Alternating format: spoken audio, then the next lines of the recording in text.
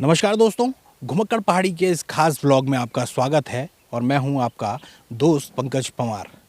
जी हां, हर बार की तरह मैं आपके सामने लेकर हाजिर हूं देहरादून की उन तमाम चुनिंदा इलाकों को जो शायद लोग जानते नहीं हैं और अगर जानते हैं तो वहां जाना चाहते हैं।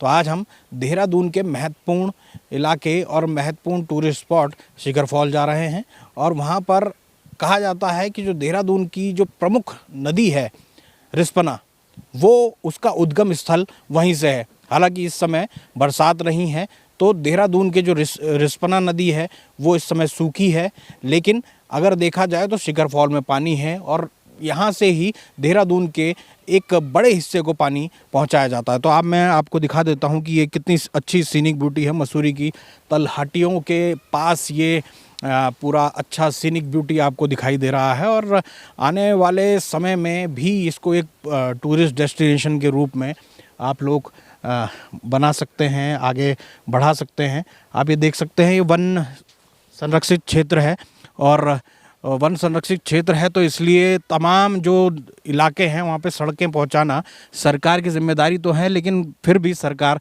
वहाँ सड़क पहुँचाने में असमर्थ होती है। भले ही ये इलाका जो है वो आपको लगता हो कि ये पर्यटन के हिसाब से बहुत अच्छा है। आप देख सकते हैं तमाम जो स्थानीय लोग हैं उन्होंने यहाँ पर हट्स बनाए हुए हैं। हट्स के साथ साथ क्योंकि लोग यहाँ पर आते हैं, बड़ी संख्या में लोग आते हैं और इसके अलावा पार्टीज़ भी यहाँ पर करते हैं। तो फिर हम आपको अब ले चलते हैं उस शिखर फॉल जो उद्गम स्थल है वहाँ पर ले चलते हैं और वहाँ पर देखते हैं कि क्या कुछ वहाँ पर है, किस तरीके से लोग वहाँ पर एंजॉय करते हैं और किस तरीके से एक पूरी नदी बनाने का वो जो झरना है या फिर वो जो पानी है वो काम करता है। तो चलिए चलते हैं उधर की तरफ।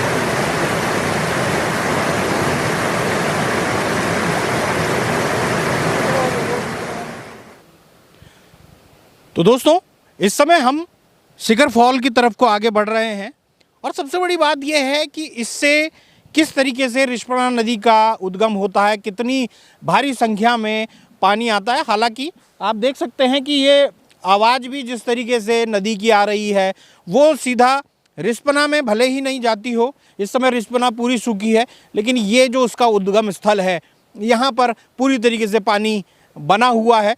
तो अब हम ऊपर की तरफ को चलते हैं, शिखर फॉल की तरफ को, वहाँ पे देखते हैं कि किस तरीके से वहाँ पर तमाम लोग एंजॉय करते हैं, क्योंकि बड़ी संख्या में लोग यहाँ आते हैं, टूरिस्ट स्पॉट भी है।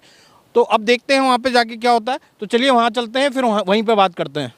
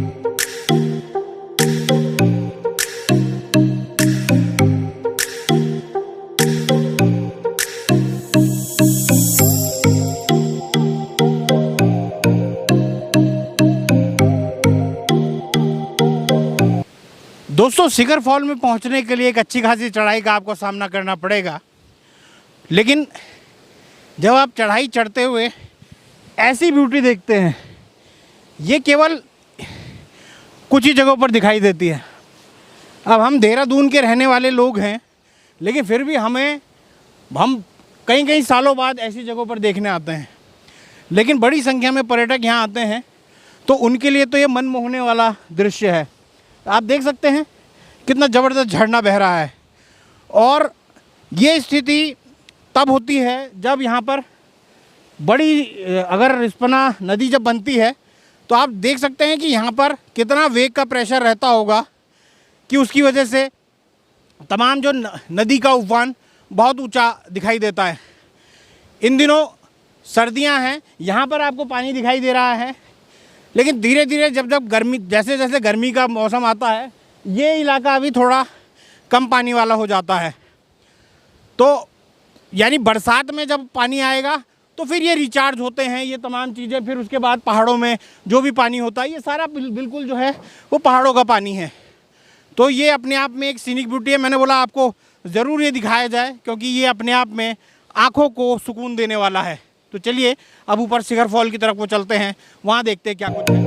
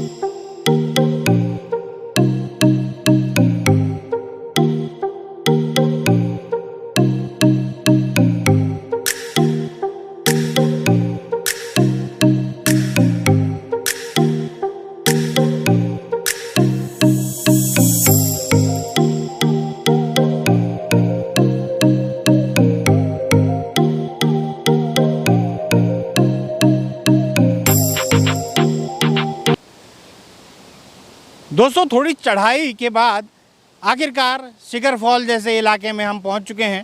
आप देख सकते हैं कि यहाँ पर तमाम झरने ही झरने हैं। आप मेरे पीछे देख सकते हैं कि वहाँ पर साफ तौर पर एक पूरा फॉल नज़र आ रहा है, और यही वो जगह है जहाँ से ये पूरा पहाड़ों से निकलते हुए जो सोते हैं, उससे निकलते हुए ये जो पानी है वो आ रहा है। और आप देख सकते हैं इसका फोर्स कितना ज़बरदस्त है।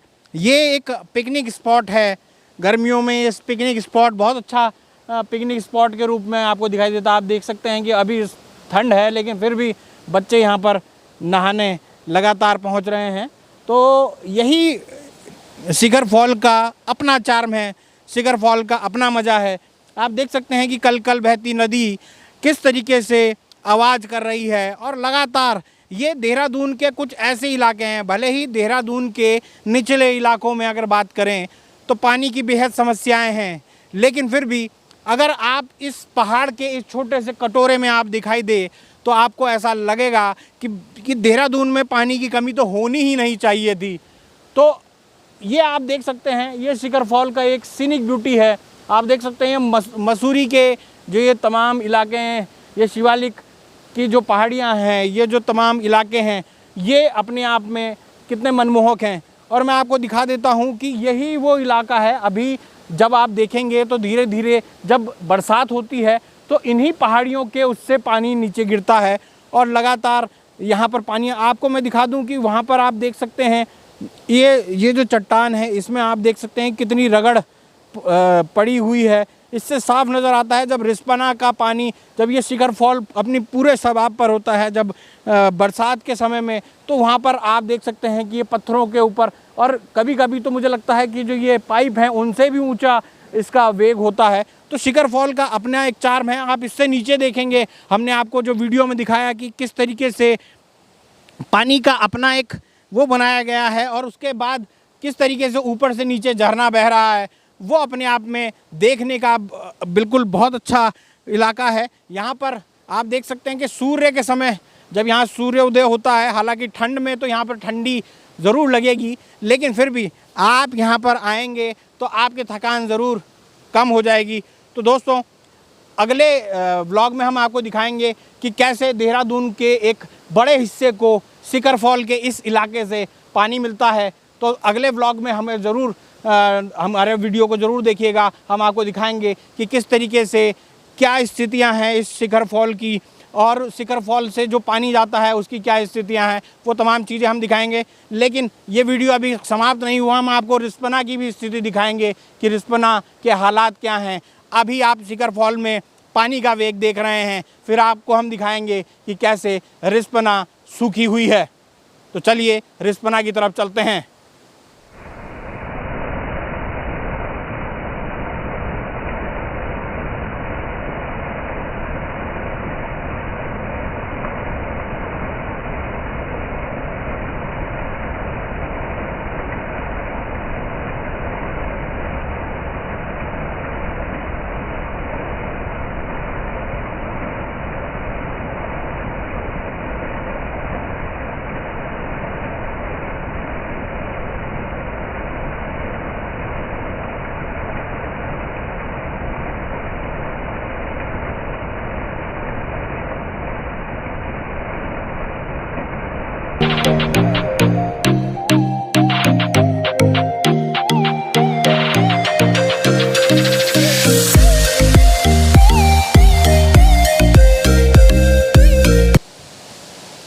दोस्तों, हम शिखर फॉल को देखते हैं तो आप ये देख सकते हैं, ये महत्वपूर्ण फॉल नज़र आता है।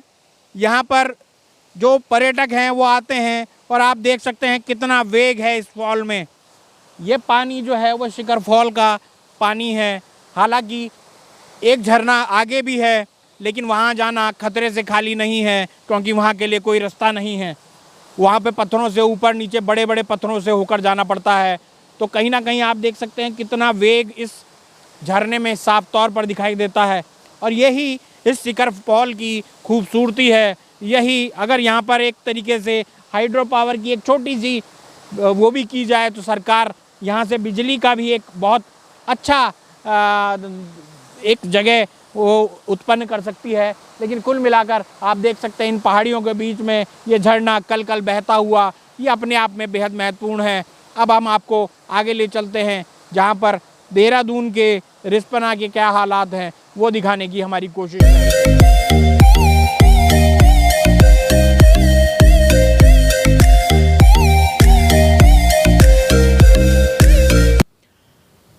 दोस्तों, हमने आपको शिखर फॉल के बारे में बताया। शिखर फॉल से किस तरीके से रिस्पना नदी का उद्गम हमने आपको दिखाया, कहाँ से उसकी पूरी नदी बनती है।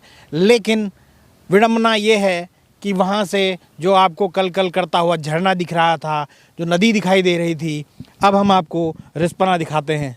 ये है रिस्पना, ये रिस्पना की नदी है।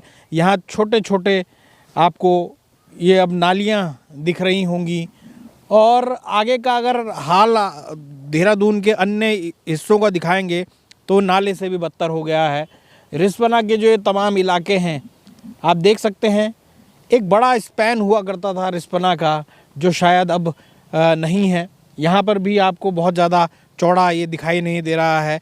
तो यानी शिखर फॉल से शुरू हुआ रिस्पना का सफ़र जो है देहरादून के कई इलाकों में नालों जैसा तब्दील हो जा रहा है। तो ऐसे में हमारी सभी से यही अपील है कि इस रिस्पना नदी को, जिसका पौराणिक महत्व है, इसके बचाने की कोशिश की जाए। सरकारों ने कोशिश ज़रूर की, लेकिन कभी भी ये पूरी नहीं हो पाई है। तो आज के ब्लॉग में इतना ही। हमने आपको शिखर फॉल से लेकर रिस्पना तक का तमाम हिस्सा दिखाया। तो दोस्तों, आज के ब्लॉग में हमने इतना ही दिखाना था। मिलते हैं अगले व्लॉग में, तब तक के लिए नमस्कार।